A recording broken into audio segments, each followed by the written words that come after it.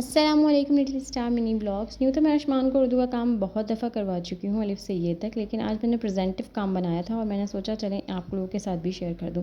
بے سے بے فیملی یعنی اس کے نقطے اور اس کی فیملیز، ساتھ ساتھ میں نے جیم کی فیملی بھی بنائی تھی، اور جتنے بھی حروف ہیں سب کی میں فیملیز بناؤں گی، اور جو ساتھ ہی پارٹنرز میں ہوتے ہیں وہ بھی میں آپ کو آگے سمجھاتی ہوں کہ جو جن کی فیملیز نہیں ہیں وہ پارٹنرز میں ہیں، یعنی کہ سواد زواد تواں زواں، اور الٹا ہے جو کہ گول ہے میں آتا ہے اس کو کیسے لکھا جاتا ہے وہ بھی میں نے ارشمان کو آگے سمجھایا۔ اور فے اور قاف یہ ساتھ بولے جانے والے حروف ہیں، اس کا کوئی پارٹنر نہیں ہوتا، لیکن یہ فے اور قاف ساتھ بولے جاتے ہیں۔